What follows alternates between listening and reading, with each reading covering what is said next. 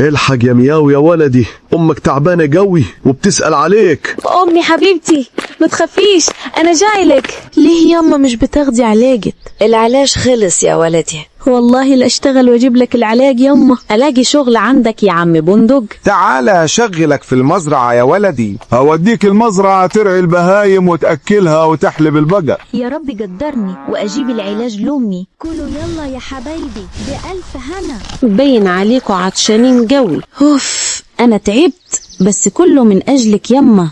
استنى، ادعم القط مياو باعجاب واشتراك واكتب له تعليق انت راجل يا مياو عشان بتساعد مامتك. يا سلام على حلاوة اللبن. اتفضل يا عم بندق، انا خلصت شغل النهارده كله. الله ينور يا ولدي. خد يا ولدي ده حسابك، امسك. شكرا يا عم بندق. واخيرا هجيب العلاج لامي. اتفضل، ده العلاج اللي طلبته. تسلم يا دكتور، انا اشتغلت وجبت لك العلاج. يخليك ليا يا ضنايا. مالك يما؟ محدش عمل لك لايك ولا جالك، انت جدع يا ولدي.